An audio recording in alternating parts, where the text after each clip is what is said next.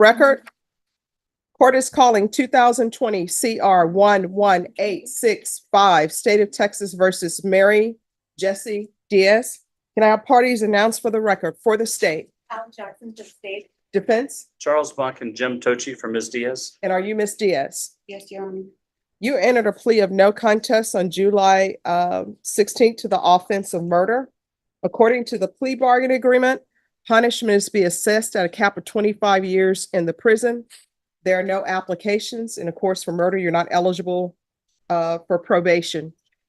Have both parties had a chance to review the PSI report? Yes, Your Honor. Yes, Judge. Any objections to the PSI report? Not from the state, Your Honor. No objections, Judge. All right. Any witnesses from the state or the defense? Not from the state, Your Honor. We just have argument. No witnesses, Judge. All right. Then the court will hear argument. State, I'm Yes. assuming you're requesting that I hit the cap? Yes, Your Honor.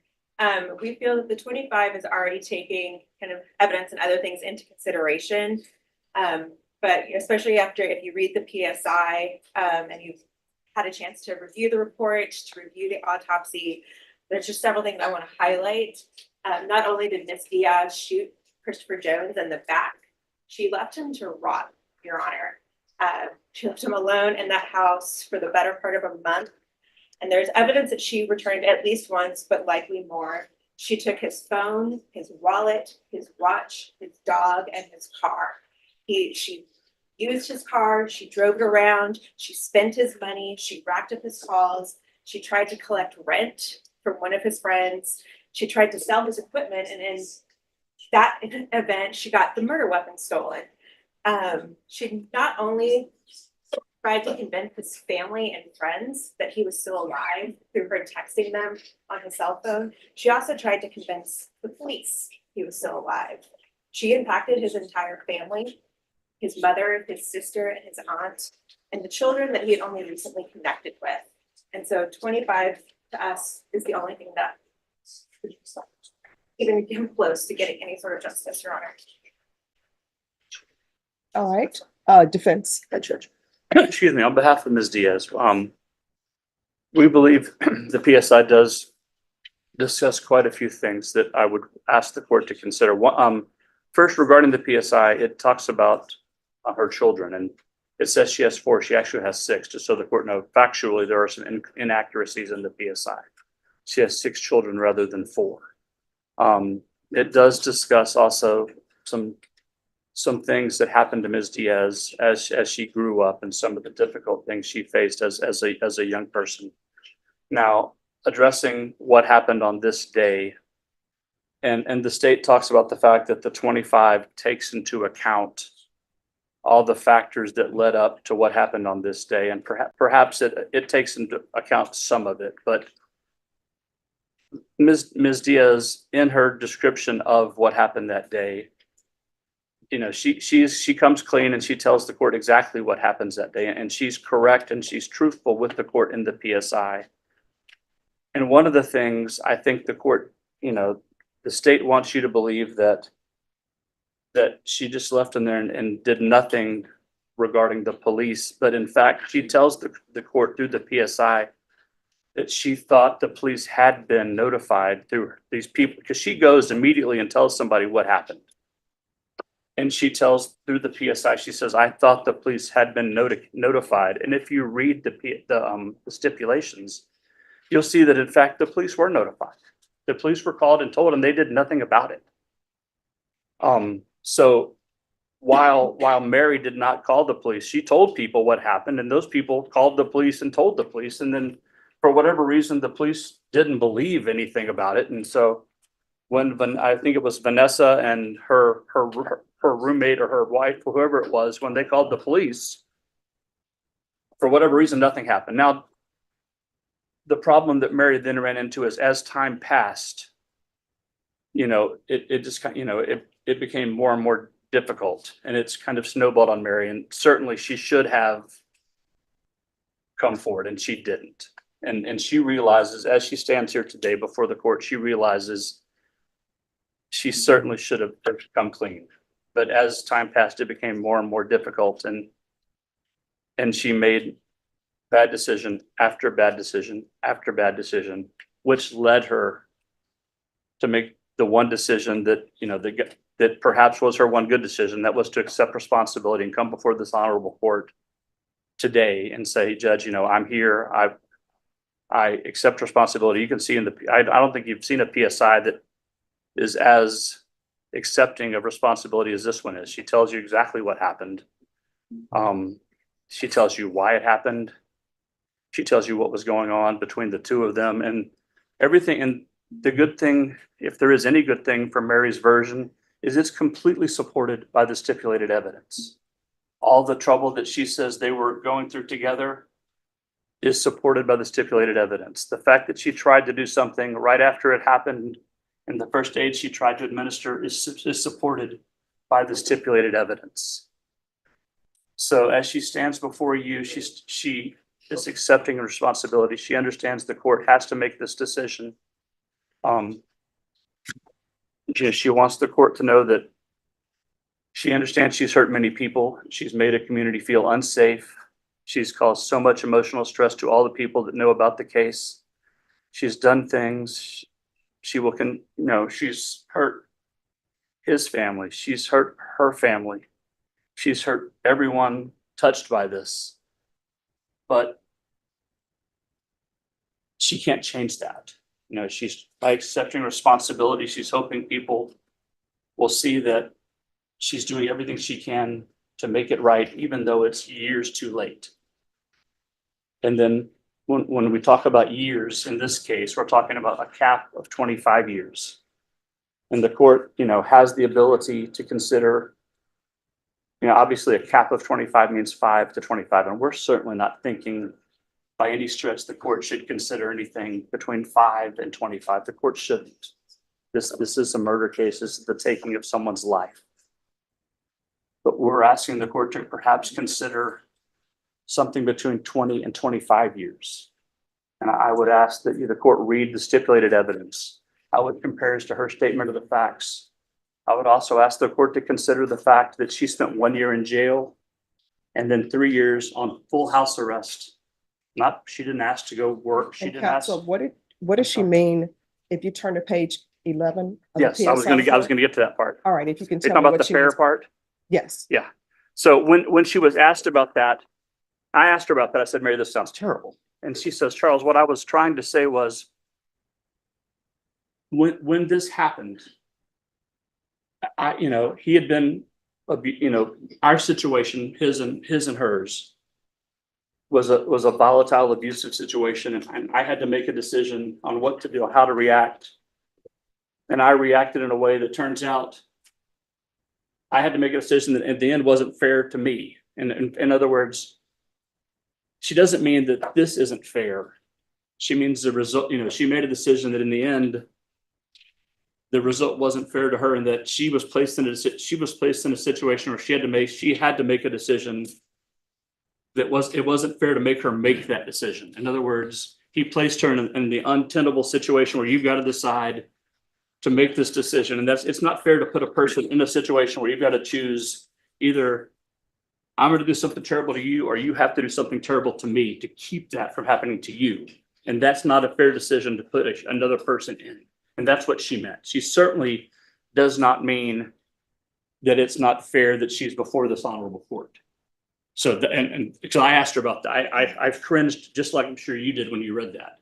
But that she's not inferring or not telling this honorable court that it's not fair that she's here. It's certainly fair. She's here. And if it wasn't fair, we wouldn't be here. We'd be in trouble. Certainly, Mr. Tochi and myself, if we didn't think it was fair, we wouldn't have pled.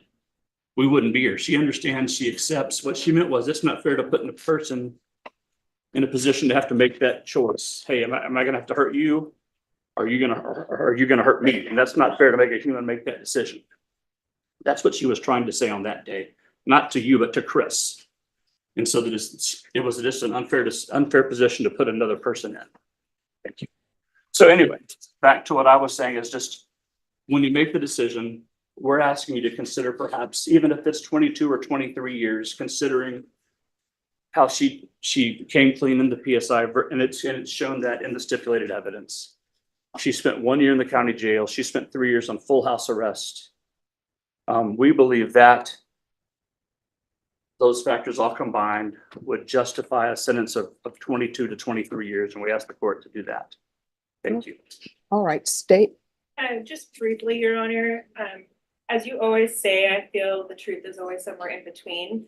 We obviously don't have Mr. Jones' side of the story, and we now have Ms. Diaz's 4 years later. I believe it would probably be somewhere in between, Your Honor. And at the end of the day, it doesn't take away all that she tried to do to hide the truth. She had multiple occasions to tell the detectives the truth. She spent hours being interviewed and she still denied the truth. She also had contact with the police at least once, I think maybe twice, between when he was killed and when the body was discovered. And at no time did she say anything. She knew he hadn't been discovered and the police hadn't gone because she went to that house, which she talks about, the fact that she went back to the house and his body was still there and she took the dog.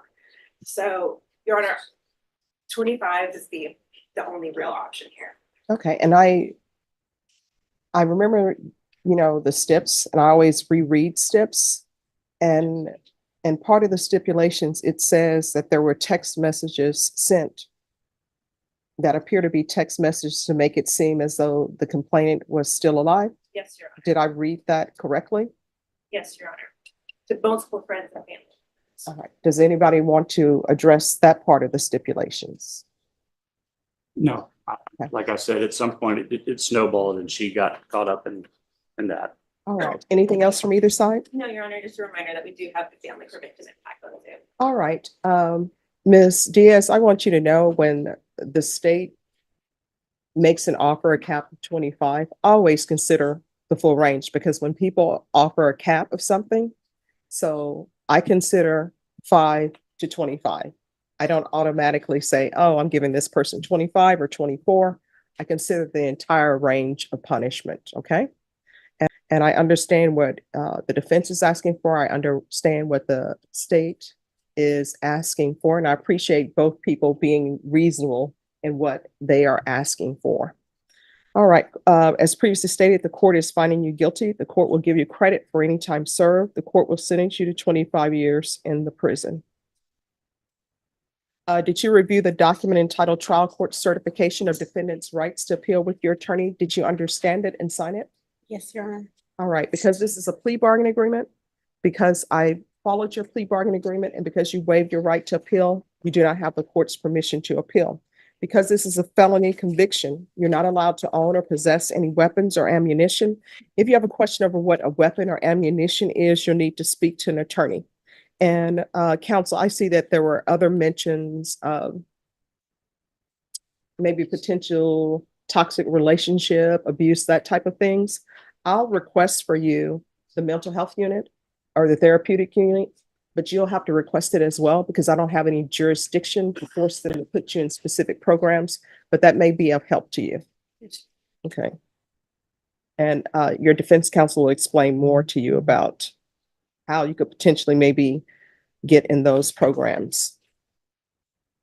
Is there? Would the court consider granting her credit for the time she was on the monitor? No. All right. And so we are off the record. My understanding, you have victim impact. Yes, Your Honor. Do you know I have a Husi SL112C No, and a Teresa? Teresa for sure. Yeah, Teresa's the, I think other family that you have logged in just to be part of it, Okay. but I'm not. but Teresa's the, All right. All right, if you could please unmute. But you'll have to request it as well, because I don't have any jurisdiction.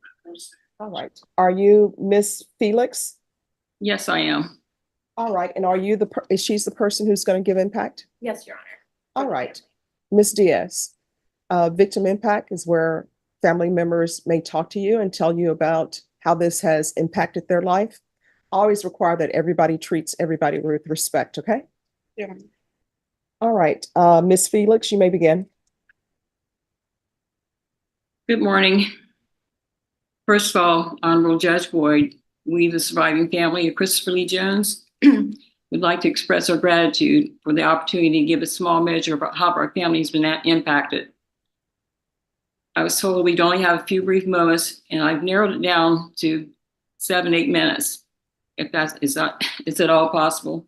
Yes. I would like to start with the statement from his mother, Leela Peterson. I'm sorry, I'm pretty nervous, obviously. Chris was my firstborn and only son. My hope was that his life would be blessed and anointed by God. That's why I named him Christopher, which is Greek, and Greek means bearer, carrier of Christ, anointed, and that he would always be protected by God. When he was growing up, my family and I tried to provide love and support to him in all he tried to do. Music was always his love and gift. As he ventured on his own, I pray that his name would be a self-fulfilling prophecy for his life. His music was beginning to show how special he was. He was completing his first CD, his tribute to God. Throughout the years he was away from home, we would always keep in touch, and he would tell me about his trials and blessings that led him to writing the songs on his CD.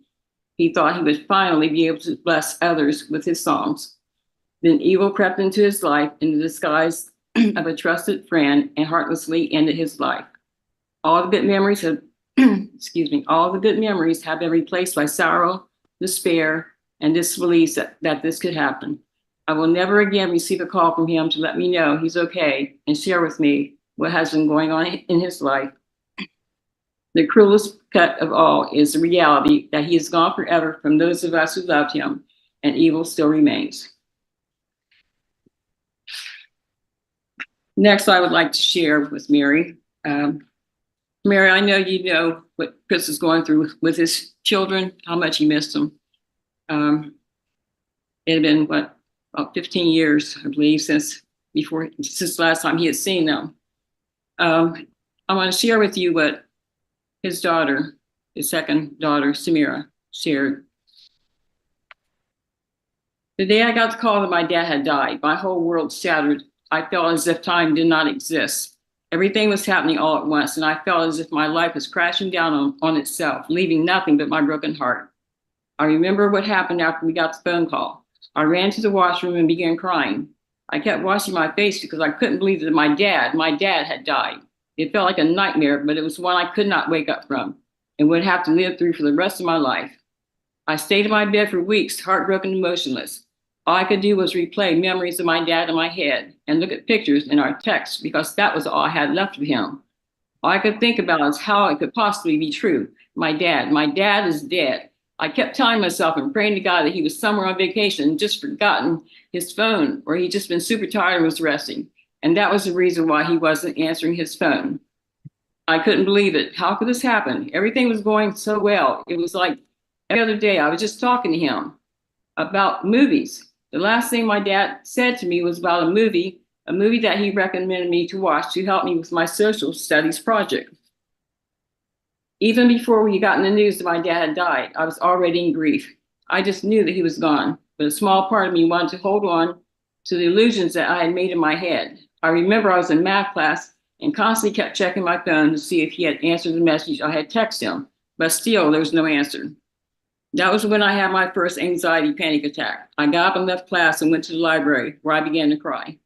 A friend of mine came in to me and asked me why I was crying, and I told her something is wrong with my dad. I couldn't muster up the courage to say I know that he's gone. She told me he's okay and that he's probably sleeping, but I knew my dad. He texted me right back no matter what. It could be early in the morning, and he still replied to my text immediately, as if he wasn't sleeping and was waiting for me to text him back. It was almost as if I was waiting for a ticking time bomb to go off, and there was nothing I could do about it. Our family started to post on his Facebook page to ask where he was and for him to give us a call, but there was no answer. We had then asked my aunt to call the police to do a wellness check, and then we had to wait. I remember coming home after school, and my sister and I knew something was wrong. There was an eerie feeling. Once we got into the house, my maternal grandmother was on the phone with my mom. And though she wasn't on speaker, we could hear her crying through the phone. I've never seen my mom cry like that before, and it pierced through my heart. My grandma put my mom on speaker, and that's when we got the news. It felt as if my heart had cracked and my stomach had dropped. All I could do was go and run into the washroom to cry. The days after my dad had passed away were extremely painful. I would go through our texts and look through his photos on my phone, crying and wishing we had time. wishing that I could just say goodbye and tell him everything I wanted him to know, like how much I miss him every day, how much I want to hug him, how much I want to see him again, how much I love him, how I'm proud of him after all his his adversities, excuse me, that he's gone through, and how he inspires me to do better and not give up. I wish every day that I could have the chance, a moment, even 5 minutes with my dad, but that will never happen. When I went back to school after weeks upon weeks and still was grieving, my friends were giving their condolences, but it felt as if all their words went into my ears like an empty black hole and disappeared. I was in disbelief, and all I could think about is, how is this even possible? How can I be in a world where my dad isn't here? It didn't make any sense to me. I couldn't believe that the only thing that I had left of my dad were pictures and memories. He was just here. He was just here. So how could he be gone forever?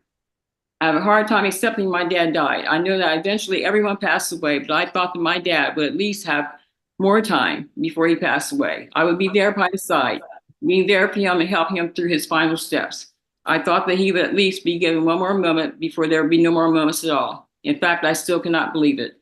I catch myself reading through our text and calling him, crying, hoping he'll pick up, knowing that will never happen. Every time I try to talk about my dad, all I can do is cry.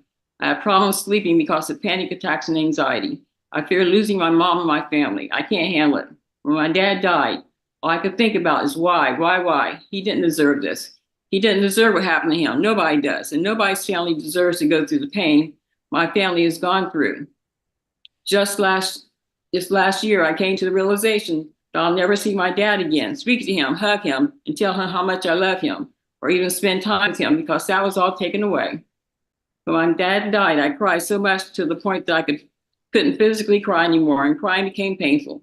My eyes were burned from the tears, and my throat was so sore until I couldn't speak, and even to drink water was painful.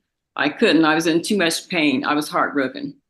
My dad's death didn't just change my life; it shattered and destroyed it.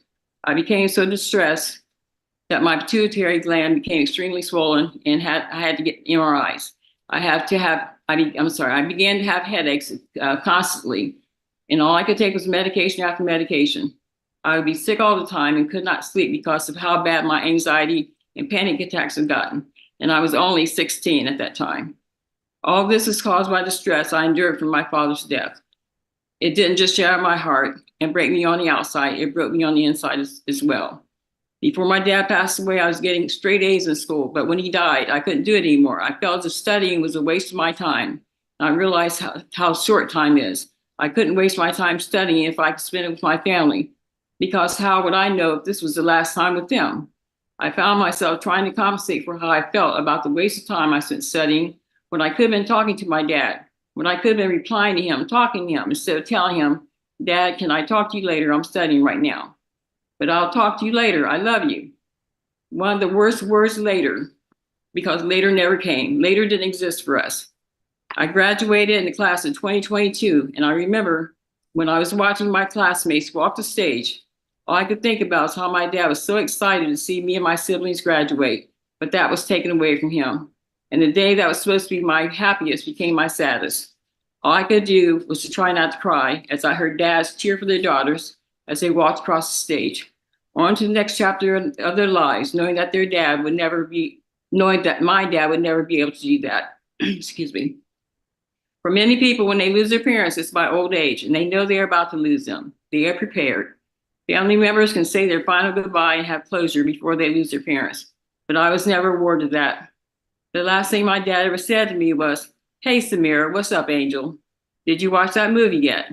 And I never got to reply. I never got a chance to say I love you. I never got a chance to say goodbye to my dad, because that was taken away from me and my siblings, my family, and the people I love. Dad, I love you so, so, so much. Words can't even express how much I love you. I'm so, so proud of you. I couldn't have asked for a better dad, because even if I did, I would just get you. I wish we had more time, because a few words can't express how I feel. I'm so grateful for you. You made me a better person. You made me realize so many things I didn't know about myself. You inspire me. You are me and I am you. You are my life, my moon, my sun and my star.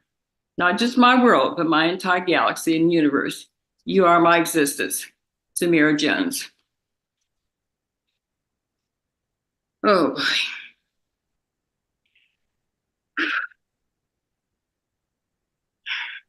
Okay, Teresa? This is hard. You know, we lost a big piece of our family. Everyone has things in their life that they wish they could change, and things that sometimes happen that they wish didn't happen. But to cover up and do the things that you did, Mary, I mean, you text me from Chris's phone telling me how Chris decided he was going to leave our whole family behind. He was moving to Texas and all this, and just rambling on and on about as if, and then when I tried to call his phone, I'm saying, Chris, why is Mary text me from your phone? Of course, I didn't know what happened. That was so cruel, and just leave him there. Do you realize that when we got his body back here, that was during the pandemic. If he had been discovered a day or two later, we wouldn't have been able to even get him back here because everything shut down almost the day or two after we finally got his body back here.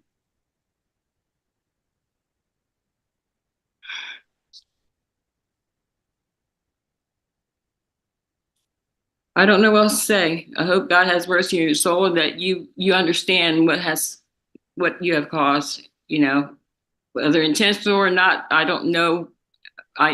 This is cruel. That's all I can say. Thank you, Judge Boyd, for letting me take the time to express our feelings. All right, thank you. I'm sorry for your loss. Thank you so I'm sorry? much. No, I'm not. Oh, that's right. Yeah. Sorry. Thank you. I'm sorry for your loss. Thank you.